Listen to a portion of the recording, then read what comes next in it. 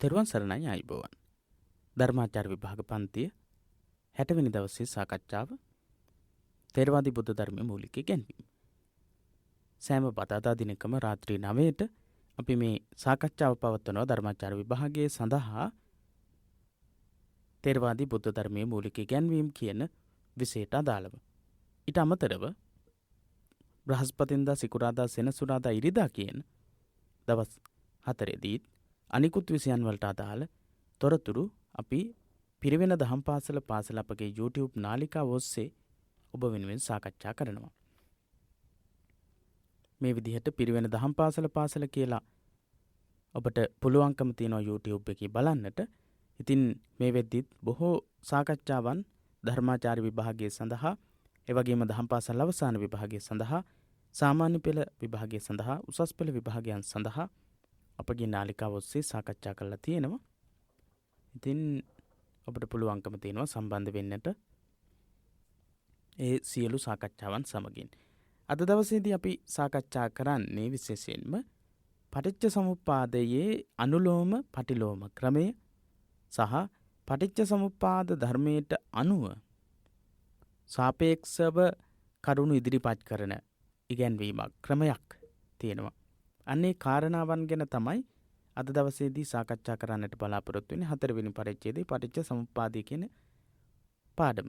ඒ පාඩමට අදාළ සාකච්ඡාවන් කිහිපයක් මීට කලින් අපි සිදු කරලා තියෙනවා.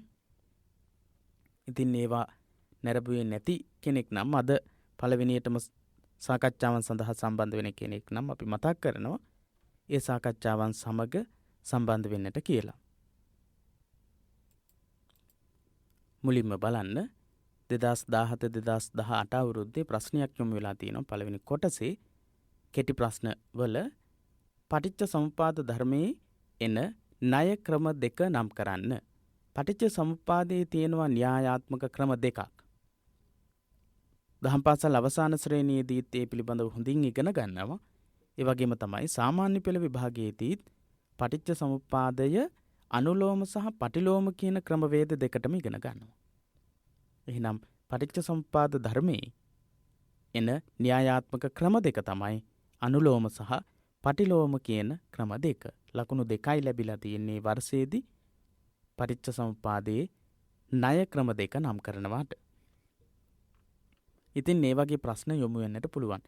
ඒ ආශ්‍රයෙන් අපි නිර්මාණය කරපු මේ තොරතුරු වලට අදාළ කොටස් වලින් අපි ප්‍රශ්න කිහිපයක්ම අද දවසේදී සාකච්ඡාව අතරතුරම සාකච්ඡා කරන්නට බලාපොරොත්තු වෙනවා. ඉතින් පළවෙනියට අපි බලමු අනුලෝම ක්‍රමය කියන එක.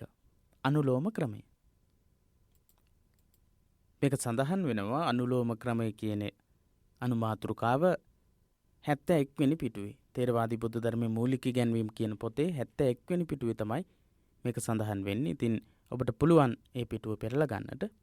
අනිවාර්යයෙන්ම පොතත් මූලාශ්‍රය විදිහට පාවිච්චි කරන්නට කියලා ඔබට මතක් කරනවා. එතකොට පොතේ තියෙන දේවල් ඊටමත් පහසුවෙන් තේරුම් ගන්නට සහ සටහන් කරගන්නට ඔබට හැකියාව ලැබෙනවා.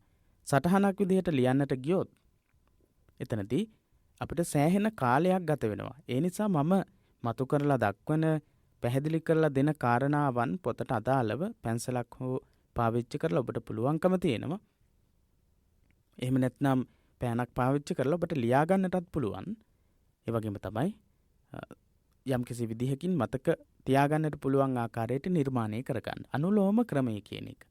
මෙතනදී බුදුරජාණන් වහන්සේ අනුගමනය කරලා තියෙන්නේ අන්වය ව්‍යතිරේක න්‍යාය. අන්වය ව්‍යතිරේක න්‍යාය කියන න්‍යාය තමයි අනුගමනය කරලා තියෙන්නේ. න්‍යායාත්මක ක්‍රම දෙකක් තියෙනවා පටිච්ච සමුප්පාදේ.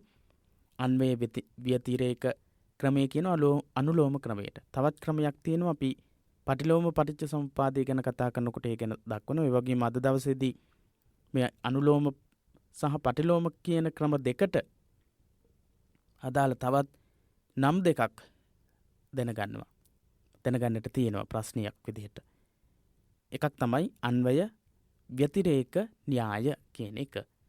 මෙහි අන්වය යනුවෙන් අදහස් කරන්නේ මෙය ඇති කල්හි මෙය වෙයි. ඉමස්මින් සති ඉදං හෝති.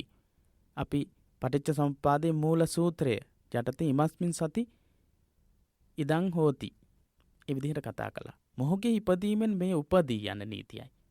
ඉමස්ස උපාදා ඉදං උප්පජ්ජති. මොහුගේ ඉපදීමෙන් මේ උපදී කියන න්‍යාය. මොකක්ද එහෙනම් අන්වය කියලා කියන්නේ? මෙය ඉපදීමෙන් මෙය උපදී, මෙය ඇති කල්හි මෙය වේ කියන අදහස.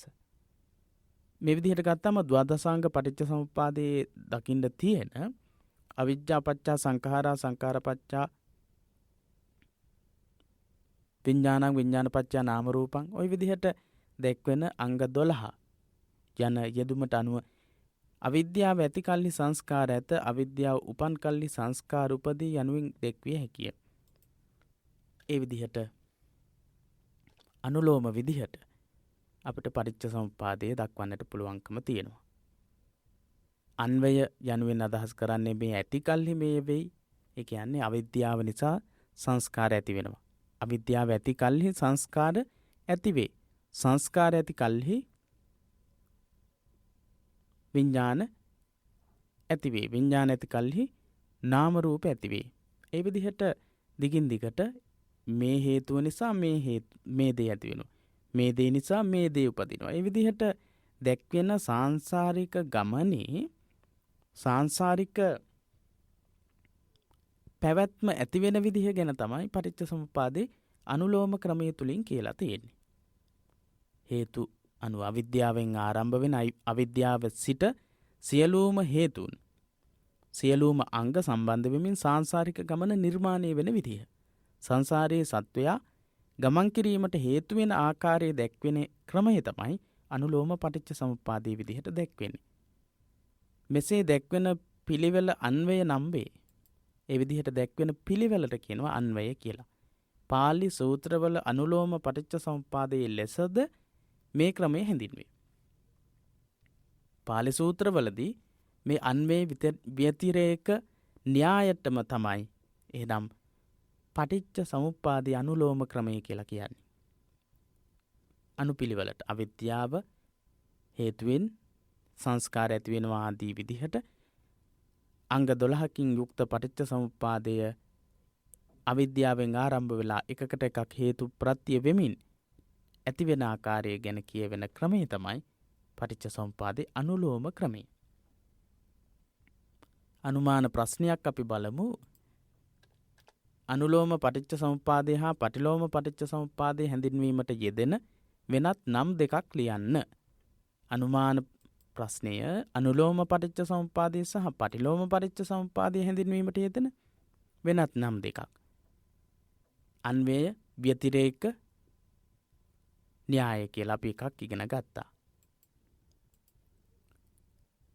අන්වය ව්‍යතිරේක න්‍යාය අනුලෝම පටිච්චසමුප්පාදයට යොදන තවත් නමක්. ඒ වගේම ව්‍යතිරේක න්‍යාය ඒක අපි යටින් බලමු. ඉගෙන ගන්නකොට සාකච්ඡා කරනකොට අපිට හමු වෙයිවි. ව්‍යතිරේක න්‍යාය පටිලෝම පටිච්චසමුප්පාදය කියන එක. එහෙනම් අනුලෝම පටිච්චසමුප්පාදය හැඳින්වීමට අන්වය ව්‍යතිරේක න්‍යාය කියලා සඳහන් කරනවා. පටිලෝම පටිච්චසමුප්පාදයට ව්‍යතිරේක න්‍යාය කියන එක පාවිච්චි වෙනවා. බැලූ බැල්මට මෙහි එකම කරුණක් දෙවරක් කියා ඇතැයි කෙනෙකුට සිතෙන්නට පුළුවනි. සාමාන්‍ය අනුලෝම පටිලෝම පටිච්චසමුප්පාදයේදී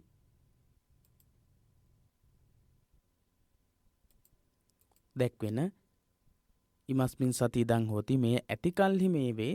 එවැගේම ඉමස්ස උප්පාදා ඉදං උප්පජ්ජති කියන දෙකම එක හා සමානයි කියලා හිතෙන්න පුළුවන්. හැබැයි එහෙත් මේන් කියවෙන්නේ විශ්වයෙහි හේතුඵල සම්බන්ධය පිළිබඳ දක්නට ලැබෙන ආකාර දෙකක් ගැනයි. ඉමස්මින් සති ඉදං හෝති මේ ඇති කල්හි මේ වේ කියන එකයි, ඉමස්ස උප්පාදා ඉදං උප්පජ්ජති කියන එකයි මේ විශ්වයේ තියෙන විශ්වයේ සම්බන්ධයෙන් තියෙන හේතුඵල සම්බන්ධය පිළිබඳ ආකාර දෙකක්. හේතුඵල සම්බන්ධයේ සම්බන්ධ ආකාර දෙකක්. පළමුවෙන්න මෙය ඇති කල්හි මෙය වෙයි කියන එක. ඉමස්මින් සති ඉදං හෝති. යම්කිසි සිද්ධි දෙකක් අතර ඇති අන්‍යෝන්‍ය සාපේක්ෂක සම්බන්ධය දක්වයි. යම්කිසි සිද්ධි දෙකක් අතර තියෙන අන්‍යෝන්‍ය සම්බන්ධතාවය තමයි මේ ඇති කල්හි මෙය වෙයි කියන එකෙන් කියවෙන්නේ. නිදසුනක් විදිහට ගත්තොත් දිගු සහ කොට යන සංකල්ප දෙක අතර ඇති සම්බන්ධය දැක්විය හැකිය. දිග කොට කියන දෙක සංකල්ප දෙක අපිට ගන්න පුළුවන්. තව විස්තර කරලා කියනවා දිග යන සංකල්පයෙන් නැතිව කොට යන සංකල්පයේ තේරුමක් නැති දෙයක් බවට පත්වේ. දිග සහ කොට කියලා අපි ලෝකේ හඳුනාගත්ත ලක්ෂණ දෙකක් තියෙනවා. දිග කියන එක කොට දෙයක් එක්ක තිබුණොත් තමයි දිගයි කොටයි කියන එක අපි හඳුනාගන්නේ. කොට කියන එක දිග දෙයක් එක්ක තිබුණොත් තමයි කොට දෙයක් කියලා හඳුනාගන්නේ. එහෙනම් එක් දෙයක් කොට වශයෙන් අප හඳුනාගන්නේ තවත් දෙයක් හා සසඳා බැලීමෙනි. ඒ අනුව මෙම සාපේක්ෂක සම්බන්ධයේ මේ ඇති කල්හි මෙය වෙයි. ඉමස්මින් සති ඉදං හෝති යන්නෙන් පැහැදිලි කෙරේ. මෙන්න මේ ඉමස්මින් සති ඉදං හෝති කියන මේ ඇති කල්හි මෙය වේ. ඒ කියන්නේ දිග දෙයක් ඇති කල්හි කොට දෙයක් තිබේ. කොට දෙයක් ඇති කල්හි දිග දෙයක් තිබේ. කොට සහ දිග කියන දෙකක් ඇති කල්හි දිග කොට යනුවෙන් සංකල්ප දෙකක් ඇති වේ. කියන අදහස තමයි මේ ඉමස්මින් සති ඉදං හෝති. ඒ අදහසම නෙවෙයි තවත් බොහෝ දේවල් වලට ගන්නට පුළුවන්. ආලෝකයේ ඇති කල්හි අඳුර දුරු වේ. අඳුර ඇති වුණාට පස්සේ අඳුර දුරු වුණාට පස්සේ ආලෝකය ඇති වෙනවා. ඒ විදිහට අපිට කතා කරන්නට පුළුවන්. ඉතින් මේ විදිහට අන්වය ව්‍යතිරේක ක්‍රමයේ හෙවත් අනුලෝම විදිහට දක්වන පටිච්ච සමුප්පාදය තමයි ඉමස්මින් සති ඉදං හෝති කියන එකෙන් කියවෙන්නේ. ඒ වගේම තමයි ඒකේ තවත් අවස්ථාවක් තියෙනවා. ඉමස්ස උපාදා ඉදං උප්පජ්ජති. මෙය උපන් කල්හි මෙය උපදී කියන අදහස. මේ ඇති කල්හි මේ ඇති වේ කියන අදහස එකක්. තව එකක් තමයි ඉමස්ස උපාදා ඉදං උප්පජ්ජති කියන ඉගැන්වීම. මෙය ඉපදීමෙන් මෙය උපදී යන දෙවන ප්‍රකාශයෙන් උපාද සම්බන්ධය පැහැදිලි කරයි. ඉපදීම එහෙම නැත්නම් හට ගැනීම සම්බන්ධයෙන් මෙතනදී සාකච්ඡා කරනවා. ඇතැම් දෙයක් කාල වශයෙන් අනුක්‍රමිකව පවතිමින් පටිපාටිගතව තවත් දෙයක් ඉපදීමට හේතුවක් වෙයි. අඳුරු කාමරයක පහනක් දැල්වීම එම කාමරයේ ආලෝකය ඇතිවීමට හේතු වන්නාක් මෙනි. ඔන්න උදාහරණයක් දක්වනවා. අඳුරු කාමරයක පහනක් දැල්වීම එම කාමරයේ ආලෝකය ඇතිවීමට හේතු වන්නාක් මෙනි. ඒ විදිහට තමයි උපමා කරලා තියෙන්නේ. අඳුර තියෙන කාමරයක පහනක් දැල්වුවට පස්සේ මොකද වෙන්නේ? ඒ පහනක් දැල්වෙනවත් එක්කම දල්වනවත් එක්කම එම කාමරයේ තියෙන ආලෝකය ඇති වෙනවා. එහෙම නැත්නම් අන්ධකාරය දුර වෙලා යනවා. පටිච්ච සමුප්පාද මූල සූත්‍රයට අයත් අනුලෝම පටිච්ච සමුප්පාදය ගැන කියවෙන ඉගැන්වීම් දෙක මොනවාද? ඒවායෙහි අර්ථ මොනවාද? පටිච්ච සමුප්පාද න්‍යායේ අපි මීට කලින් කතා කරලා තියෙන මූල සූත්‍රයේදී ක්‍රම 4කට කරුණු ඉදිරිපත් කරලා තියෙනවා. ඉමස්මින් සති ඉදං හෝති ඉමස්ස උපාදා ඉදං උප්පජ්ජති. ඒ විදිහට. එතකොට මේ පළවෙනියටම තියෙන මූල සූත්‍රයේ තියෙන පළවෙනි කාරණාවන් දෙක. දැන් අපි කතා කරපු දෙක ඉමස්මින් සති ඉදං හෝති ඉමස්ස උපාදා ඉදං උප්පජ්ජති කියන දෙක අයිති වෙන්නේ අනුලෝම පටිච්ච සමුප්පාදයට. පටිච්ච සමුප්පාදයේ කැටි සූත්‍ර ක්‍රමයේදී ඉමස්මින් සති ඉදං හෝති ඉමස්ස උපාදා ඉදං උප්පජ්ජති කියන මේ දෙක අයිති වෙන්නේ අනුලෝම පටිච්ච සමුප්පාදයට. එහෙනම් ප්‍රශ්නේ බලන්න පටිච්ච සමුප්පාද මූල සූත්‍රයට අයත් අනුලෝම පටිච්ච සමුප්පාදයේ ගැන කියවෙන ඉගැන්වීම් දෙක මොනවාද? පටිච්ච සමුප්පාද මූල සූත්‍රයට අයත් අනුලෝම පටිච්ච සමුප්පාදය ගැන කියවෙන කාරණාවන් දෙක තමයි ඉමස්මින් සති ඉදං හෝති ඉමස්ස උපාදා ඉදං උප්පජ්ජති කියන දෙක. එහෙනම් ඒකේ අදහසත් ලියන්නට ඕන. ඒවායෙහි අර්ථ මොනවාද? ඉමස්මින් සති ඉදං හෝති මෙය ඇති කල්හි මෙය වේ. ඊළඟට ඉමස්ස උපාදා ඉදං උප්පජ්ජති මෙය ඉපදීමෙන් මෙය උපදී කියන අදහස්. මේ ඉපදීමෙන් මේ උපදී කියන අදහස්. ඉමස්මින් සති ඉදං හෝති ඉමස්ස උපාදා ඉදං උප්පජ්ජති කියන දෙක තමයි අනුලෝම පටිච්ච සමුපාදයට අයිති වෙන අංග. එහෙත් මෙහිදී සැලකිල්ලට ගත යුතු කරුණක් ඇත. තවත් කාරණාවක් තියෙනවා මේ සම්බන්ධයෙන් අවධානය යොමු කරන්නට ඕන කාරණාවක්. අපි බලමු මේ මොකක්ද කියලා. එනම් උපාද සම්බන්ධය දැක්වීමේදීද බුදු සමයෙන් ඒක හේතුවාදයක් නොව බහු හේතුවාදයක් ගැන සාකච්ඡා කරන බවයි. මෙය ඉපදීමෙන් මේ උපදී කියන කාරණාව ගැන කතා කරද්දී බුදුදහම සුවිශේෂිත ඉගැන්වීමක් ගෙනහැර දක්වනවා. මොකක්ද ඒක හේතුවාදයක් නොවෙයි බහු හේතු. යම් කිසි දෙයක් හට ගැනීමට ඇතිවීමට හේතු ගොඩක් තියෙන්නට පුළුවන්. එකම හේතුව එක හේතුවක් නිසා යමක් ඇති වෙනවා කියලා බුදුදහමේ සාකච්ඡා කරන්නේ නැහැ. බොහෝ හේතු තියෙන්නට පුළුවන්. එහෙනම් බුදුදහමේ ඉගැන්වෙන්නේ ඒක හේතුවාදයක් නෙවෙයි. ඕනෑම දෙයකට බොහෝ හේතු තියෙන්නට පුළුවන්. උදාහරණයක් විදිහට ගත්තොත් බීජයක් ඇටයක් පැලයක් බවට පත්වීමේදී හිරුවෙලිය ජලය පොහොර වැනි සාධක සියල්ල පැලය හට ගැනීමට හේතු වේ. බීජයකින් පමණක් පැලයක් හට නොගනී. ඔන්න ඉමස්ස උපාදා ඉදං උප්පජ්ජති කියන තැනදී ඒක හේතුවක් නෙවෙයි. එහෙනම් පාරිසරික සාධක සියල්ලක්ම තියෙන්නට ඕන බීජයට අවශ්‍ය කරන පැලයක් නිර්මාණය වෙලා වෘක්ෂයක් හෝ ලතාවක් ගහක් හැදෙන්නට. බුදුදහමේ ගැන්වෙන විදිහට බීජයක් ඇති පමණකින් ඵලයක් හටගන්නේ නැහැ. ඒකට අවශ්‍ය කරන සාධක බොහෝමයක් තියෙන්නට ඕන. ජලයේ පමණක් තිබීම ප්‍රමාණවත් වෙන්නේ නැහැ. ජලයේ පමණක් හැදෙන බීජය හැදෙන ගස්වැල් වර්ග පැලෑටි වර්ග තියෙන්නට පුළුවන්. හැබැයි මෙන්න මේ හේතු සියල්ලක්ම වැදගත්. හිරු එළිය ජලය පොහොර පස් ඒවා. එතකොට තමයි බීජයක් හටගන්නේ. හොඳයි. ඒක හේතුවාදය හා බහු හේතුවාදය කෙටියෙන් හඳුන්වන්නේ. මොකක්ද ඒක හේතුවාදයක් කියලා කියන්නේ? යම් කිසි දෙයකට තියෙන්නේ එකම හේතුවයි.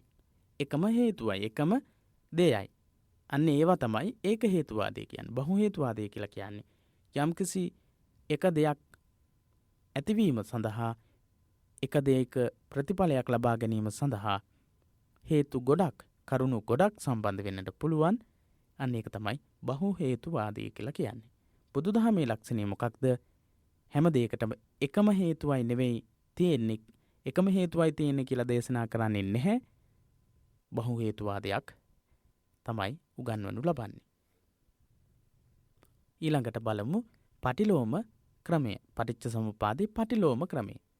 අනුලෝම ක්‍රමයට අයිති මූල සූත්‍රයේ අංග ගැන මතක තියෙන්නට වෙනවා. ඒ වගේම ඒක හේතු සහ බහු හේතු කියන එක ගැන අවධානයක් තියෙන්නට වෙනවා. ඒ වගේම තමයි අනුලෝම පටිච්ච සමුප්පාදය අන්වය ව්‍යතිරේක න්‍යාය විදිහට අපි කතා කළා සාකච්ඡා කළා.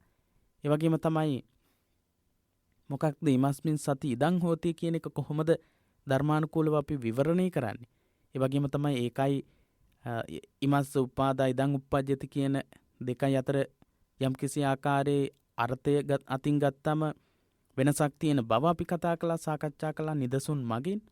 ඒ ගැන පැහැදිලිව මතක තියෙන්නට වෙනවා. ඊළඟට පටිලෝම ක්‍රමය ගැන අපි බලමු මොනවද තියෙන තොරතුරු කියලා. පටිච්ච සමුප්පාද මූලධර්මයේ හුදෙක් ප්‍රවාහයක් ඇතිවීමක් පිළිබඳ පමණක් සාකච්ඡා නොකරයි. භව ප්‍රවාහය ගැන පමණක් කතා කරන ඉගැන්වීමක් නෙවෙයි. භවයෙන් භවයට ගමන් කරන ආකාරය ගැන කතා කරන ඉගැන්වීමක් පමණක් නෙවෙයි. එය එහි නිෂේධය හෙවත් නිරෝධය නැති කිරීම ගැනද කරුණු දක්වයි. ඔන්න පටිච්ච සමුප්පාදේ යම් කිසි දෙයක් ඇතිවීම ගැන එකකට එකක් හේතු සම්බන්ධ වෙච්ච ඉගැන්වීමක් විතරක් නෙවෙයි. එහි නිෂේධය හෙවත් නිරෝධය ගැනත් කතා කරනවා. අන්නේ නිෂේධය එහෙම නැත්නම් නිරෝධය ගැන කතා කරන පටිච්ච සමුප්පාද න්‍යායයට තමයි කියන්නේ පටිලෝම පටිච්ච සමුප්පාදය. යම් කිසි දෙයක හේතුවක් තියෙනවා නම් තේ සංචයෝ නිරෝධෝ එවං වාදී මහා සමුදය. තේ සංචයෝ නිරෝධෝ. එහි යම් කිසි නිරුද්ධ වීමක් ඇතනම් එයද මාගේ ශාස්තෘවරයාණන් වහන්සේ දේශනා කරනවා කියන එක. අස්සජි හාමුදුරුවෝ උපතිස්ස පිරිවැජයාට සඳහන් කරපු හේතුඵලවාදී ගාථා ධර්මයේ එහෙමයි සඳහන් වෙන්නේ. තේසංචයෝ නිරෝධෝ එවං වාදි මහා සමනෝ. එහි යම් කිසි ආකාරයක නිරුද්ධ වීමක් ඇද්ද ඒද දේශනා කරනවා කියන ඉගැන්වීම. ඒක තමයි මේ අපි කතා කරන්නේ. ඉමස්මින් අසති ඉදං න හෝති ඉමස්ස නිරෝධා ඉදං නිරුච්ඡති. ඉමස්මින් අසති ඉදං න හෝති ඉමස්ස නිරෝධා ඉදං නිරුද්ධති කියන ඉගැන්වීම් දෙක. මෙය නැති කල මෙය නොවේයි, මොහුගේ නැතිවීමෙන් මෙය නැතිවේ කියන ඉගැන්වීම. ඉමස්මින් අසති ඉදං න හෝති ඉමස්ස නිරෝධා ඉදං නිරුද්ධති කියන ක්‍රමයට ගත්තම ඔන්න අපි ඉස්සෙල්ලා කතා කළේ අවිජ්ජා පත්‍ය සංඛාර, සංඛාර පත්‍ය විඥානං, විඥාන පත්‍ය නාම රූප, නාම රූප පත්‍ය සලආයතන, සලආයතන පත්‍ය පස්ස, පස්ස පත්‍ය වේදනා, වේදනා පත්‍ය උපාදාන, උපාදාන පත්‍ය තණ්හා. ওই විදිහට අපි කතා කළා. අපි කතා කළා පටිච්චසමුප්පාදේ අනුලෝම ක්‍රමයට ඉදිරිපත් වෙන විදිහ. ඉතින් පටිලෝම පටිච්චසමුප්පාදේදී සාකච්ඡා වෙන්නේ මෙන්න මෙහෙමයි. අවිජ්ජායත්තේව අශේෂ විරාග නිරෝධෝ සංඛාර නිරෝධෝ, සංඛාර නිරෝධෝ විඥාන නිරෝධෝ. ඔය විදිහට අවිද්‍යාව ඉතිරි නොකොට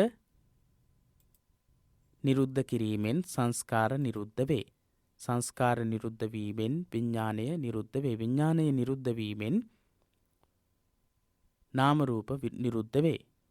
ඔන්න ඔය විදිහට නිරෝධයක්, එහෙම නැත්නම් නිෂේධයක්, නැතිවීමක්, දුරුවීමක් ගැන සාකච්ඡා කරන ක්‍රමය තමයි පටිලෝම පටිච්චසමුප්පාදේ කියන්නේ. එහෙනම් අවිද්‍යාව මූල හේතුවක් විදිහට යෙදිලා, අවිද්‍යාව මුලින්ම යෙදිලා ඒ අවිද්‍යාවත් එක්ක තවත් බොහෝ හේතුන් එක්ක ඇතිවෙන සාංසාරික ගමන, එකකට එකක් සම්බන්ධ වෙච්ච පටිච්චසමුප්පන්නව සාකච්ඡා වෙන ඒ කරුණු මේ පටිලෝම පටිච්චසමුප්පාද ක්‍රමයේදී එක එකක් නැතිවීමෙන් නිරුද්ධත්වයට පත්වෙන එක ආකාරය ගැන කතා කරනවා. නිරුද්ධත්වයට පත්වෙන ආකාරය ගැන කතා කරනවා, සාකච්ඡා කරනවා. අවිජ්ජායත්වේ වාසේස විරාග නිරෝධෝ සංඛාර නිරෝධෝ. එහෙම තමයි දැක්වෙන්නේ. පටිලෝම පටිච්චසමුප්පාදය කියලා කියන්නේ අන්න ඒ වගේ ඉගැන්වීමක්. එහෙනම් පටිලෝම පටිච්චසමුප්පාදයේ නිරෝධය, නිරුද්ධ වීම ගැන කියවෙන විශේෂ ඉගැන්වීමක්. එහෙම නැතිව පටිච්චසමුප්පාදයේ මුලින් තියෙන දේවල් අවසානට ලියලා, අවසානට තියෙන දේවල් මුලින් ලියලා එහෙම ලියන ක්‍රමයක් නෙවෙයි. සමහර වෙලාවට පටලව ගන්නවා ආරෝහණ අවරෝහණ කියන එක. අනුලෝම පටිලෝම කියන එකට ආරෝහණ අවරෝහණ කියන එක. එහෙම එකක් නෙවෙයි පටිච්චසමුප්පාදයේ තියෙන. ඇත්තටම අවිද්‍යාව දුරු කිරීම තුළ සංස්කාර නිරුද්ධ වෙනවා. මේ විදිහට මේ හේතුව නිසා මේ හේතුව ඇති වෙනවා, මේ හේතුව නිසා මේ හේතුව ඇති වෙනවා කියලා දක්වපු ඒ ක්‍රමයටම මේ හේතුව නිරුද්ධ කිරීමෙන්, දුරු කිරීමෙන්, නිෂේධයටපත් වීමෙන් මේ හේතුව නැති වෙනවා, මේ හේතුව නැතිවීමෙන් මේ හේතුව නැති වෙනවා. ඒ විදිහේ ක්‍රමවේදයකට තොරතුරු ඉදිරිපත් කිරීම, හේතුඵලවාදීව කරුණු ඉදිරිපත් කිරීම, හේතුඵලවාදීව සම්බන්ධ වෙලා තියෙන කරුණු නිරුද්ධ වීමත් එක්ක නිවන කරා පුද්ගලයා ගමන් කරමින් සසර කියන එක නිමා කරන ආකාරය ගැන තමයි පටිලෝම පටිච්චසමුප්පාද ක්‍රමයේදී සාකච්ඡා කරන්නේ. ඔබට පැහැදිලි වෙන්නට ඇති පටිලෝම පටිච්චසමුප්පාදයේ ක්‍රමය කියන්නේ මොකක්ද, පටිලෝම පටිච්චසමුප්පාදයෙන් සාකච්ඡා කරන්නේ කියලා ඔබට හොඳින් පැහැදිලි වෙන්නට ඇති. ඊළඟට යනාදී වශයෙන් ප්‍රතිත්‍ය සමුප්පන්න වූ සංස්කාර ආදිය නැති කරන පිළිවෙල එහි දැක්වෙයි. සංස්කාර ආදිය නැති කරන පිළිවෙල තමයි එතන දැක්වෙන්නේ. ව්‍යතිරේක නම් වේ. ව්‍යතිරේක නම් වේ. මෙය ව්‍යතිරේක නම් වේ. ව්‍යතිරේක න්‍යාය කියලා කියනවා. අපි මුලින් සඳහන් කළා. ඒ පිළිබඳව ආයේ නැවත සිහිපත් කළ යුතු නැහැ. පටිලෝම පටිච්ච සමුප්පාදයේ වශයෙන් පෙළෙහි සඳහන් වන්නේද මෙයමයි. පටිලෝම පටිච්ච සමුප්පාදය කියන්නේ මෙන්න මේක. ව්‍යතිරේක ක්‍රමය, ව්‍යතිරේක න්‍යාය. යමක් ඇති කරන පවත්වන හේතු නැති වූ විට එම ඵලයේද නැති වී යන බව මෙයින් ඉගැන්වේ. යමක ඉමස්මින් අසති ඉදං න හෝති ඉමස්ස නිරෝධා ඉදං නිරුජ්ජති. එහෙනම් පටිලෝම පටිච්ච සමුප්පාදය ගැන කියවෙන ඉගැන්වීම් දෙක මොනවද? පටිච්ච සමුප්පාද මූල සූත්‍රයේ ඉමස්මින් අසති ඉදං න හෝති ඉමස්ස නිරෝධා ඉදං නිරුජ්ජති කියන දෙක. දැල්ලූ පහනක් නිදසුනක් වශයෙන් ගන්න. පහන් එළිය ලැබීමට ප්‍රධාන හේතුව තෙල්ය. තෙල් අවසන් වූ විට පහන නිවී යයි. හේතු ප්‍රත්‍ය බලපෑමෙන් පවත්නා දේ හේතු ප්‍රත්‍ය නැතිව යාමෙන් අභාවයෙන් පසු අවිද්‍යමාන තත්වයට පත්වෙයි. හේතුංච පටිච්ච සම්භූතං හේතු භංගා නිරුච්ඡති කියලා තමයි දේශනා කරන්නේ. හේතු සහ ප්‍රත්‍ය වලින් යම් කිසි දෙයක් හටගත්තේද හේතු භංගා හේතු නැති වෙලා ගියාට පස්සේ නිරුච්ඡති නිරුද්ධත්වයට පත් වෙනවා කියන ඉගැන්වීම තමයි ඒ ඉගැන්වීම. එහෙනම් පටිච්ච සමුප්පන්නව යම් කිසි දෙයක් පටිච්ච සමුප්පාදයට අනුව හටගත්තාද එහි ඇති පටිච්ච සමුප්පන්නව පවතින හේතු දුරු කිරීම තුළ නිරුද්ධත්වයට පත් වෙනවා කියන අදහස තමයි මේකේ තියෙන්නේ. පහනක් උදාහරණයක් විදිහට ගත්තම සමහර අවුරුදු වල අහලා තියෙනවා මේ தත්ත්වය මේ නිරුද්ධත්වයට පත් වෙන ආකාරය උදාහරණයකින් දක්වන්නට කියලා. එහෙම වෙන්නට පුළුවන්. ඒ නිසා එකත් මතක තියාගන්න. පහනේ තෙල් ඉවර වුණාට පස්සේ පහන සහ ආලෝකය පහන තියෙන්නට පුළුවන්. පහන් ආලෝකය නැති වෙලා යනවා. තෙලුත් තිරෙත් ඉවර වුණාට පස්සේ අන්න ඒ වගේ හේතුම් පටිච්ච සම්භූතං හේතු භංගා නිරුච්ඡති කියලා දක්වනවා. යනුවෙන් බුදුරජාණන් වහන්සේ වදාළේද මෙම මූල ධර්මයේමය. පටිච්ච සමුප්පාදේ පටිලෝම ක්‍රමය. හේතුන් පටිච්ච සම්භූතං හේතු භංගා නිරුච්ඡති යන්න ගැන කියවෙන පටිච්ච සමුප්පාද මූල සූත්‍රයට අයත් ඉගැන්වීම් දෙක මොනවාද? හේතුන් පටිච්ච සම්භූතං හේතු භංගා නිරුච්ඡති. හේතු භංගා නිරුච්ඡති. හේතුන් පටිච්ච සම්භූතං හේතු භංගා නිරුච්ඡති යන්න ගැන කියවෙන පටිච්ච සමුප්පාද මූල සූත්‍රයට අයත් ඉගැන්වීම් දෙක මොනවාද? හේතු භංගා නිරුච්ඡති කියන කොටස විතරක් අරගනිමු. නැත්නම් හේතු භංගා නිරුච්ඡති යන්න ගැන කියවෙන පටිච්ච සමුප්පාද මූල සූත්‍රයට අයත් ඉගැන්වීම් දෙක මොනවාද? මොනවාද? අපි දැන් කතා කරපු මූල සූත්‍රයට අයත් සූත්‍ර දෙක. ඉමස්මින් අසති ඉදං න හෝති ඉමස්ස නිරෝධා ඉදං නිරුච්ඡති. ඉමස්මින් අසති ඉදං න හෝති ඉමස්ස නිරෝධා ඉදං නිරුච්ඡති කියන මූල සූත්‍රයට අයිති ඉගැන්වීම් දෙක. හේතු භංගා නිරුච්ඡති යන්න ගැන කියවෙන පටිච්ච සමුප්පාද මූල සූත්‍රයට අයත් ඉගැන්වීම් දෙක. ඉමස්මින් අසති ඉදං න හෝති ඉමස්මින් නිරෝධා ඉමං නිරුච්ඡති. ඉමස්ස නිරෝධා ඉදං නිරුච්ඡති. අවිජ්ජා පච්චයා සංඛාරා අවිජ්ජායත්තේ වශේෂ විරාග නිරෝධෝ සංඛාර නිරෝධෝ යන මෙම ඉගැන්වීම් ක්‍රම දෙක පටිච්ච සමුප්පාද න්‍යාය ක්‍රම දෙකට අනුව නම් කරන්න. අවිජ්ජා පච්චයා සංඛාරා කියන්නේ අනුලෝම පටිච්ච සමුප්පාද න්‍යාය ක්‍රමය. අන්වය ව්‍යතිරේක ක්‍රමය කිව්වෙත් මේකම තමයි. ඊළඟට අවිජ්ජායත්තේ වශේෂ විරාග නිරෝධෝ සංඛාර නිරෝධෝ. අවිජ්ජායත්තේ වශේෂ විරාග නිරෝධෝ පටිලෝම පටිච්ච සමුප්පාදේ ව්‍යතිරේක ක්‍රමය. අවිජ්ජායත්තේ වශේෂ විරාග නිරෝධෝ සංඛාර නිරෝධෝ. අනුලෝම පටිච්ච සමුප්පාදය ඒ වගේම මෙතනදී පටිලෝම පටිච්ච සමුප්පාදය කියලා දැක්වීම තමයි අපි කරන්නට ඕන. ඊළඟට අපි බලමු ආගමික වශයෙන් පටිච්ච සමුප්පාදයේ සුවිශේෂත්වයේ වැදගත්කම මොකක්ද කියලා. ආගමික වශයෙන් ඉදප්පච්චයතා හා පටිච්ච සමුප්පාද යන්න හඳුන්වන්න. ඒ සඳහා උදාහරණයක්ද දක්වන්න. ඉදප්පච්චය සහ ඉදප්පච්චයතා සහ පටිච්ච සමුප්පාද කියන ඉගැන්වීම් දෙක මොනවද කියලා දක්වන්නට කියන අපි පාඩම සාකච්ඡා කරමු. එතකොට ඔබට පැහැදිලි වේවි මොකක්ද මේ කියන්නේ කියලා. මෙම මූල සූත්‍රයෙහි දුක්ඛ නිරෝධය පිළිබඳව අවධාරණය කර තිබීම ආගමික වශයෙන්ද වැදගත්ය. මෙම මූල සූත්‍රයේදී දුක්ඛ නිරෝධය ගැන අවධාරණය කරලා තිබීම නිසා ආගමිකමය වශයෙන් වැදගත්. ආගමිකමය වශයෙන් වැදගත් වෙන්න පළවෙනි කාරණාව මොකක්ද? දුක්ඛ නිරෝධය අවධාරණය කර තිබීම. දුක්ඛ නිරෝධය අන්තර්ගත කර තිබීම, දුක්ඛ නිරෝධය ඇතුළත් වීම ආගමිකමය වශයෙන් වැදගත්.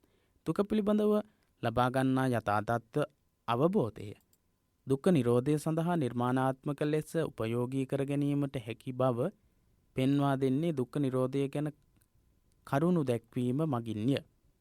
ආගමික චරණය පටන් ගන්නේ හේතුප්‍රත්‍ය නිරෝධය කළ හැකි බව තේරුම් ගැනීමෙන්ය.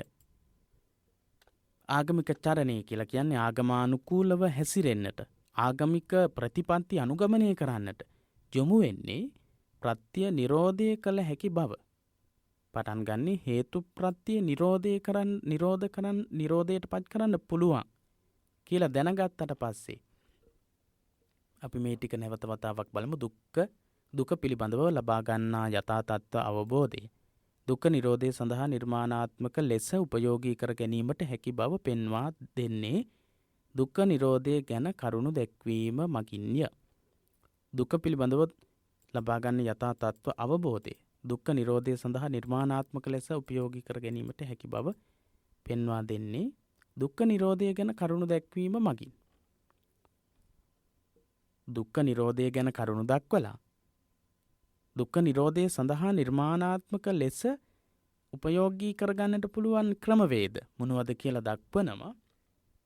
එතකොට අනුව ඒ දුකෙන් නිදහස් වෙන්නට පුළුවන්, දුක්ඛ නිරෝධය ඇති කරගන්නට පුළුවන් කියන ඉගැන්වීම එක්ක පුද්ගලයා දුකෙන් නිදහස් වීම සඳහා යොමු වීමකටපත් වෙනවා. ඒත් එක්ක පටිච්ච සමුප්පාදය පිළිබඳ ලබා ගන්නා ඥානයේ ප්‍රායෝගික වටිනාකමක් ඇති ඥානයක් බවටත් පත් කරගන්නවා. ඒ වගේම තමයි දුකෙන් නිදහස් වීම සඳහා, දුක්ඛ නිරෝධය සඳහා දුකක් තියෙනවා, දුකට හේතුවක් තියෙනවා. දුකක් තියෙනවා, දුකට හේතුවක් තියෙනවා කියලා තේරුම් ගත්තම ඒ හේතු නිරුද්ධ කරන්නට පුළුවන්. හේතු භංගා නිරුද්ධති. ඒ හේතු නිරුද්ධ කරන්නට පුළුවන් කියලා දැනගත්තට පස්සේ තමයි පුද්ගලයා විසින් චතුරාර්ය සත්‍ය ධර්මය තුල ඉගැන්වෙන සාංසාරික තත්ත්වය තේරුම් අරගෙන නිවන් අවබෝධ කරගන්නට යොමු වෙන්නේ. ඒ නිසා දුක්ඛ නිරෝධය ආදී ඉගැන්වීම් අන්තර්ගත වීම ආගමිකමය වශයෙන් වැදගත් වෙනවා. ආගමිකමය වශයෙන් ආගමික චරණයකට පුද්ගලයා යොමු වෙන්නේ දුකින් නිදහස් වීම සඳහා, දුක්ඛ නිරෝධය සඳහා, නිරුද්ධත්වය සඳහා යොමු වෙන්නේ ආගමිකමය වටිනාකමක් විදිහට, ආගමිකමය වටිනාකමක් ජීවිතයට එකතු කර ගනිමින්. පටිච්ච සමුප්පාදය මගින් දුක පිළිබඳව ලබන දැනුම දුක්ඛ නිරෝධගාමිනී පටිපදාවෙහි පදනම වේ.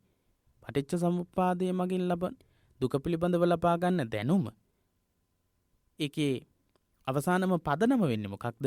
දුක්ඛ නිරෝධගාමිනී පටිපදා ආර්ය සත්‍ය.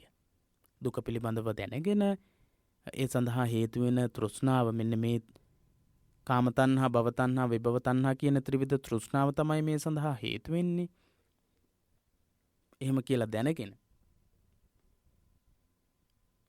කාම තණ්හා, භව තණ්හා, විභව තණ්හා ආදී ත්‍රිවිධ තෘෂ්ණාව නිරුද්ධ කරලා ලබන නිවන ලබා ගැනීම සඳහා අවශ්‍ය කරන තැනටපත් වෙන්නට මූලිකවම පටිච්ච සමුප්පාද න්‍යාය මගින් විස්තර කරලා දෙන දුක පිළිබඳව අවබෝධය හේතුවක් වෙනවා. එතකොට මේ හේතුවත් එක්ක තමයි දුක්ඛ නිරෝධගාමිනී පටිපදාව අනුගමනය කරන තත්වයට පත් වෙන්නේ. පටිච්ච සමුප්පාදයේ මගින් අවබෝධ කරගන්නා දුක පිළිබඳ දැනුම ආර්ය අෂ්ටාංගික මාර්ගයේ කුමන මාර්ගාංගයේ පදනමද?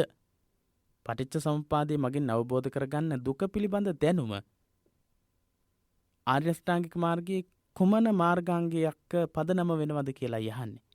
පටිච්ච සමුප්පාදයේ මගින් දුක පිළිබඳව ලබන දැනුම දුක්ඛ නිරෝධගාමිනී පටිපදාවේ පදනම බවට පත් වෙනවා. දුක පිළිබඳව හඳුනාගෙන ඒ හැම දෙයක්ම හේතු ප්‍රත්‍ය නිසා ඇතිවෙච්ච දේවල් කියලා දැනගත්තට පස්සේ තමයි දුක්ඛ නිරෝධ ගාමිනී පටිපදා ආර්ය සත්‍ය කියන මේ ප්‍රතිපත්තියට මධ්‍යම ප්‍රතිපදාවට පුද්ගලයා යොමු වෙන්නේ. එහෙනම් පටිච්ච සමුප්පාදයේ මගින් අවබෝධ කරගන්නා දුක පිළිබඳ දැනුම ආර්ය අෂ්ටාංගික මාර්ගයේ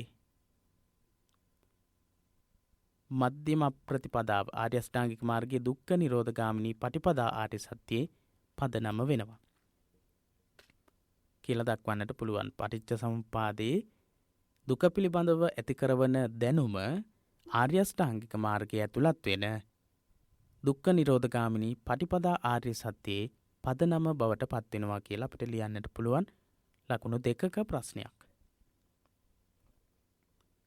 ඊළඟට අපි බලමු තවත් තියෙන තොරතුරු. පටිච්ච සමුප්පාදය පිළිබඳ මෙම මූල සූත්‍රයෙන් සනාථ වන තවත් කරුණක් ඇත. මේ මූල සූත්‍රයන් වලින් සනාථ වෙන තවත් කරුණු තියෙනවා. එනම් බුදුදහමේ ඉගැන්වෙන්නේ හේතුඵල වාදයකට වඩා ඉදප්පච්චයතා වාදයක් බව ප්‍රකට වීමයි. මේ පටිච්ච සමුප්පාදයේ මූල සූත්‍රයේ වැදගත් වෙන තවත් ඉගැන්වීමක් තමයි එකක් අපි කතා කළා ආගමිකමේ වැදගත්කමක් තියෙන ඉගැන්වීමක් විදිහට පටිච්ච සමුප්පාදයේ මූල සූත්‍රයේ ක්‍රමය, ඒ වගේම තමයි අනුලෝම ක්‍රමය සහ පටිලෝම ක්‍රමය කියන ක්‍රම දෙක ගැන කතා කළා. ඒ වගේම තමයි පටිච්ච සමුප්පාදයේ මේ අනුලෝම පටිච්ච සමුප්පාදයේ මූල සූත්‍රයේ වැදගත්කමක් විදිහට හේතුඵලවාදයකට වඩා ඉදප්පච්චයතාවාදයක් බව ප්‍රකට වීම කියන අදහස. හේතුඵලවාදයට අනුව නම් හේතුව පූර්වගාමීය ඵලය පශ්චාත්ගාමීය. හේතුඵලවාදයට අනුව ගත්තොත් හේතුව පූර්වගාමී පෙරටුවෙන් ගමන් කරනවා ඵලයේ පස්සේ. හැබැයි අඹ ඇටයෙන් අඹ ගසක් ඇතිවේ යන්නට සමානය. ඔන්න හේතුඵලවාදයේදී හේතුව පූර්වාංගම වෙනවා ඵලයේ පශ්චාත්ගාමී පසුව ගමන් කරනවා කියන එක පැහැදිලි කරලා දෙනවා. කොහොමද?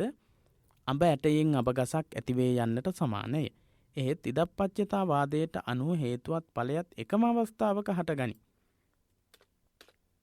ඔන්න හේතුඵලවාදය කියනකොට අඹ ඇටයෙන් අඹ ගසක් ඇතිවේ යන්නට සමානයි. අඹ ඇටයකින් එකවරම අඹ ගසක් ඇති වෙන්නේ නැහැ. ඒක හේතුවක් වෙනවා. හැබැයි එකවරම අඹ ඇටයකින් අඹ ගහක් ඇතිවේ කියලා කිව්ව මෙතන තියෙනවා යම් කිසි ප්‍රශ්නයක්. හැබැයි ඊට වඩා වෙනස් අදහසක් තියෙනවා මෙතන. ඉදප්පච්චයතාවාදයට අනුව හේතුවත් ඵලයත් එකම අවස්ථාවක හටගනී කියන එක. බලන්න මෙය ඇති කල මෙය වෙයි. එබැවින් මුල් බුදු සමයේ ඉගැන්වීම් වලට අනුව බුද්ධ ධර්මයේහි දක්නට ඇත්තේ හේතුඵල වාදයකට වඩා ඉදප්පච්චයතාවාදයකි. එහෙනම් මුල් බුදු දහමේ ඉගැන්වෙන වැඩිපුර ඉගැන්වීම් මොනවද? හේතුඵලවාදයටත් එහා ගියපු ඉදප්පච්චයතාවාදය. මෙම ප්‍රත්‍ය වලින් මෙය ඇතිවේ. මෙන්න මේ විදිහට නිර්මාණය වේ කියන ඉගැන්වීම. මෙය ඇති කල මෙය වෙයි. එබැවින් මුල් බුදු සමයේ ඉගැන්වීම් වලට අනුව බුද්ධ ධර්මයේ දක්නට ඇත්තේ හේතුඵල වාදයකට වඩා ඉදප්පච්චයතාවාදයකි කියන ඉගැන්වීම. මේ දෙයට ප්‍රත්‍ය විය ආශ්‍රය වී යන්න පැහැදිලි කිරීමක් තමයි ඉදප්පච්චයතාවාදයෙන් කියවෙන්නේ. බෞද්ධ සාපේක්ෂතාවාදය යන්න පැහැදිලි කරන්න. බෞද්ධ සාපේක්ෂතාවාදය අපි මීට කලිනුත් කතා කළා. මෙන්න මේ දෙය මෙන්න මේ නිසා මෙන්න මේ දේ වෙනවා කියන අදහස අපි සාකච්ඡා කළා. ඉස්සෙල්ලා දිගට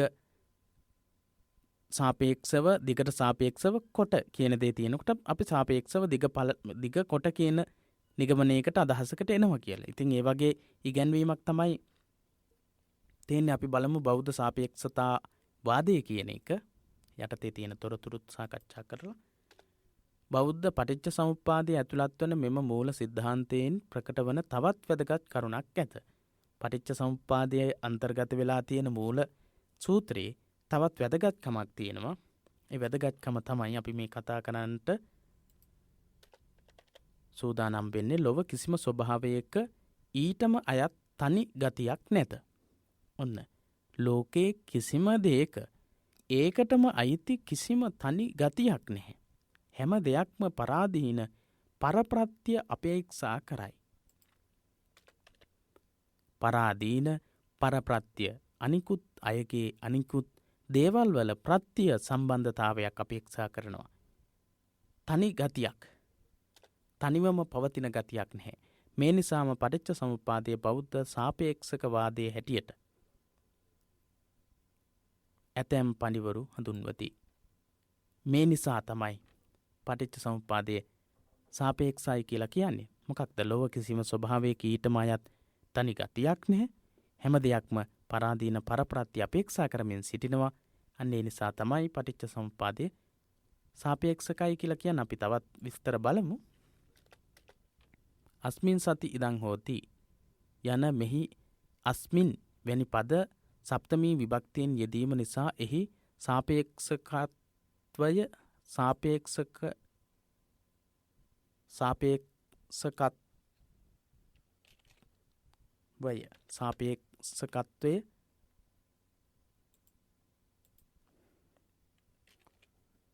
වඩාත් ප්‍රකට වෙයි. අස්මින් සති ඉදං හෝති මෙය ඇති කල්හි කියන එක. ඒ වගේ අර්ථයක්. යමක් ඇතිවන්නේ තවත් යමක් ඇතිවමය. සාපේක්ෂවමය. යමක් උපදින්නේ තවත් යමක් ඉපදීමෙන්ය. මෙයින් ප්‍රකට වන්නේ ලොව සියලු සිද්ධීන් අන්‍යෝන්‍ය සම්බන්ධය ඇතිව සිදුවන බවයි. මේ නිසා ලෝකයේ ඒකත්වයක් නැත. ඇත්තේ සාපේක්ෂක බහුත්වයකි. සාපේක්ෂ බහුත්වයකි. නිරපේක්ෂ බ්‍රහ්ම ආත්ම දේව වැනි මූල හේතුන් ප්‍රතික්ෂේප කරන බුදු සමය හේතුව පවා සාපේක්ෂක බව ප්‍රකට කරයි. අපි නැවත වතාවක් බලමු. ඉතින් ඉමස්මින් සති ඉදං හොති මේ ඇති කල්හි කියන සත්තමී අදහසක් දැක්වීමත් එක්ක මේ ඇති කල්හි කියන අදහසක් එනවා.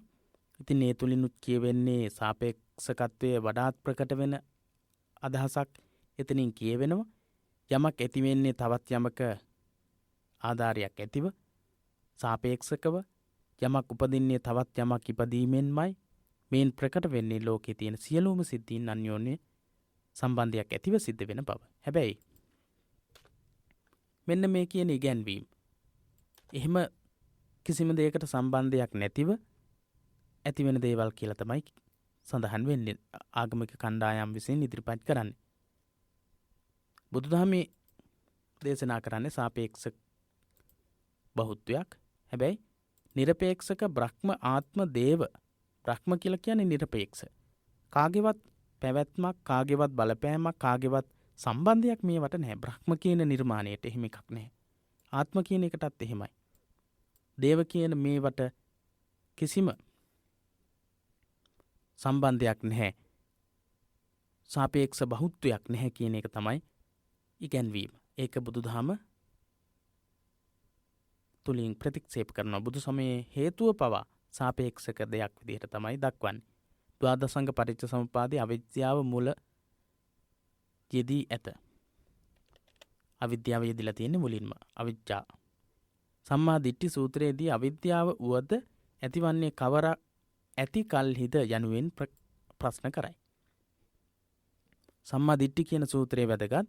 ඒ සම්මා දිට්ඨි කියන සූත්‍රයේදී සාකච්ඡා කරනවා අවිද්‍යාව ඇති වෙන්නේ මොකක් නිසාද කියලා.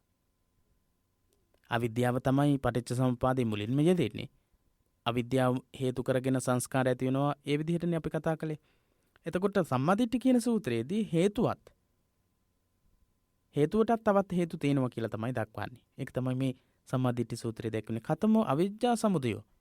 අවිද්‍යාව ඇතිවන්නේ ආශ්‍රව හට ගැනීම නිසාය. මොකක් නිසාද? කවරක් ඇති කල්හිද අවිද්‍යාව ඇතිවන්නේ කියලා. අවිද්‍යාව උවද ඇතිවන්නේ කවරක් ඇති කල්හිද? කතමෝ අවිජ්ජා සමුදය. අවිද්‍යාව ඇති වෙන්නේ හටගන්නේ කුමක් නිසාද කියලා ප්‍රශ්නයක් අහනවා. ඒ වෙලාවේදී පිළිතුරු දෙනවා ආසව සමුදය අවිජ්ජා සමුදය. අවිද්‍යාව ඇතිවන්නේ ආශ්‍රව හට ගැනීම නිසාය. ආශ්‍රව හට ගැනීම නිසා තමයි අවිද්‍යාව ඇති වෙන්නේ කියලා පිළිතුරු දෙනවා. එහෙනම් අවිද්‍යාව කියන හේතුවටත් තවත් හේතු තියෙනවා. මොකක්ද ඒ හේතුව? ආශ්‍රව, ක්ලේශයන්, ක්ලේශ ධර්ම. නැවතත් ආශ්‍රව මුල් හේතුව වේදයි ප්‍රශ්නයක් පැන නගී. ඊට පස්සේ දැන් තවත් ප්‍රශ්නයක් ඇති වෙනවා. අවිද්‍යාව මුලින් යෙදුණා. එතකොට ඒකට සම්මාදිට්ඨි සූත්‍රයේදී ප්‍රශ්න අහනවා අවිද්‍යාව ඇති වෙන්නේ මොකක් නිසාද කියලා. කතමෝ අවිජ්ජා සමුදයෝ කියලා. ඊට පස්සේ ඒකට පිළිතුරු දෙනවා ආසව සමුදය අවිජ්ජා සමුදයෝ කියලා. ආශ්‍රවයන් නිසා අවිද්‍යාව ඇති වෙනවා කියලා. ඊට පස්සේ එහෙනම් ආශ්‍රවයන් තමයි මූල හේතුව කියලා ප්‍රශ්නයක් පැන නගින්න පුළුවන්, ඇති වෙන්න පුළුවන්. ආශ්‍රව ඇතිවන්නේද අවිද්‍යාව ඇති කල්හිය. අවිද්‍යාව ඇති වෙන්නේ මොකක් නිසාද? ආශ්‍රව ඇති කල්හි. ආශ්‍රව නිසා අවිද්‍යාව ඇති වෙනවා. අවිද්‍යාව නිසා ආශ්‍රව ඇති වෙනවා. එහෙනම් දෙකකට සම්බන්ධයි. සාපේක්ෂකයි. අවිද්‍යාව නිසා ආශ්‍රව ඇති වෙනවා. ආශ්‍රව නිසා අවිද්‍යාව ඇති වෙනවා. එහෙනම් සාපේක්ෂක ඉගැන්වීම. හේතුව තුල පවා සාපේක්ෂකත්වයේ පවතින ආකාරය තමයි ඒ සඳහන් වෙන්නේ. සාපේක්ෂතාවාදී ඉගැන්වීම. පටිච්ච සමුප්පාදයේ තියෙන. මේ අනුව ආශ්‍රව අවිද්‍යාවටත් අවිද්‍යාව ආශ්‍රවයන්ටත් සාපේක්ෂකව පවතින බව අනාවරණය වේ. අපිට එහෙම අනාවරණය කරන්නට පුළුවන්.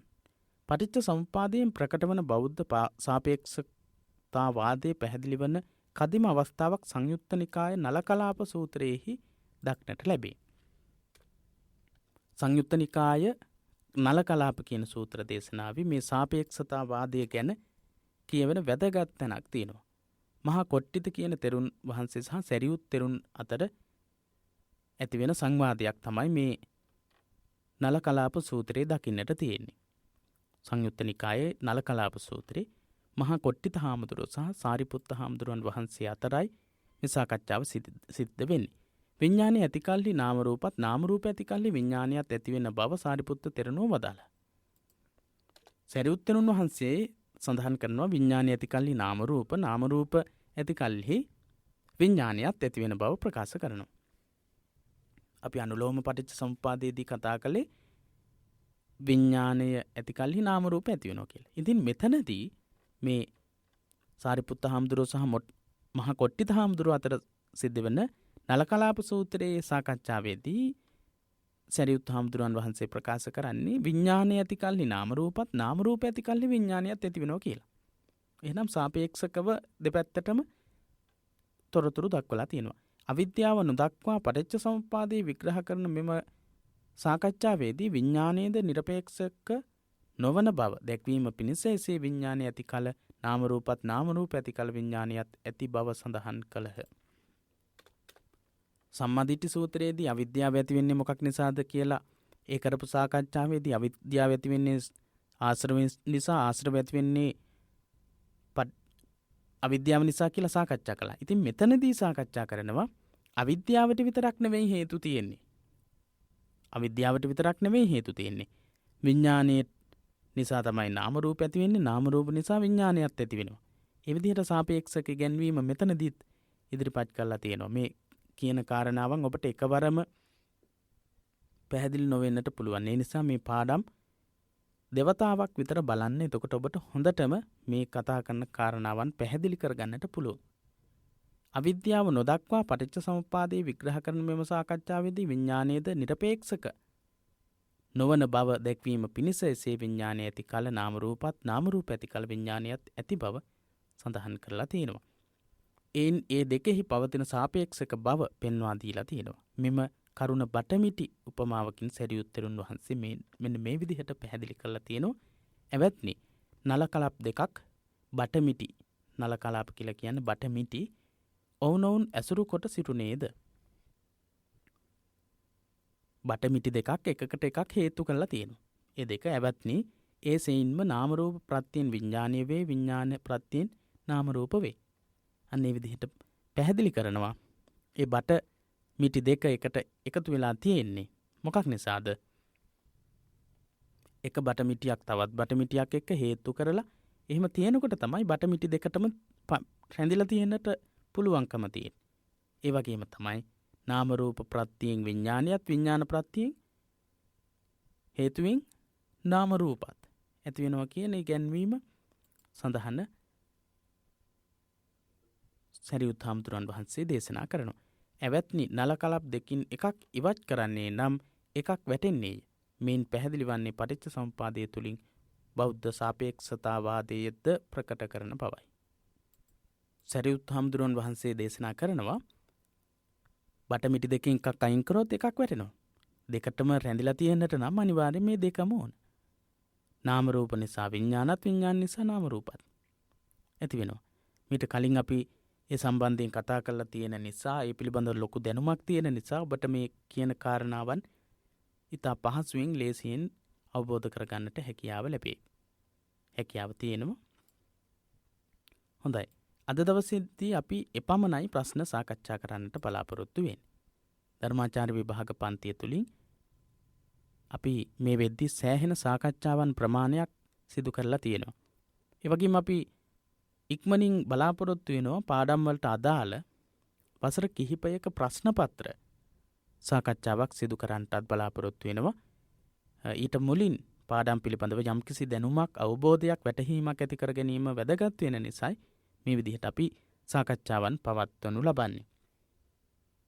ධර්මාචාර්ය විභාගයේ තරමක් සංකීර්ණ විෂය කරුණු වලින් යුක්ත විභාගයක්. අන්න ඒ නිසා අනිවාර්යයෙන්ම මේ තොරතුරු පිළිබඳව, මේ කරුණු පිළිබඳව, විෂය කරුණු පිළිබඳව, න්‍යායාත්මක ක්‍රම පිළිබඳව වැටහීමක්, අවබෝධයක් ඇති කරගන්නට වෙනවා පිළිතුරු ගොඩනැගීමට, සාර්ථක පිළිතුරු ඉදිරිපත් කිරීම සඳහා. ඒ නිසා තමයි අපි මේ න්‍යායාත්මක ක්‍රමයන්, න්‍යායාත්මක ඉගැන්වීම් ඔබට පැහැදිලි කරලා දෙන්නට උත්සාහවත් වෙන්නේ. ඔබගේ වගකීම තමයි මේ සාකච්ඡා කරන සාකච්ඡාවන් ඉතා හොඳින් අධ්‍යයනයට යොමු වෙලා විභාගය සඳහා අවශ්‍ය දැනුම ඇති කරගන්න එක. ඉතින් හෙට දවසේදී අපි බෞද්ධ විනය මාර්ගය හා පාලි භාෂා පරිචය කියන පොතට අදාළවත් සාකච්ඡාවක් සිදු කරනවා. කෙසේ නමුත් අපි ඉතා ඉක්මනින්ම ප්‍රශ්න පත්‍ර සාකච්ඡාවනුත් ආරම්භ කරන්නට බලාපොරොත්තු වෙන බව සිහිපත් කරමින් පිරිවෙන දහම් පාසල අපගේ YouTube නාලිකාව සමගින් අද දවසේ සාකච්ඡාවෙන් සමුගන්නවා. හෙට දවසේදී රාත්‍රී 9ට බෞද්ධ විනය මාර්ගය හා පාලි භාෂා පරිචය පොතට අදාළ සාකච්ඡාවකින් හමුවීමේ බලාපොරොත්තුවෙන් සමුගන්නවා. තෙරුවන් සරණ ප්‍රාර්ථනා කරමින්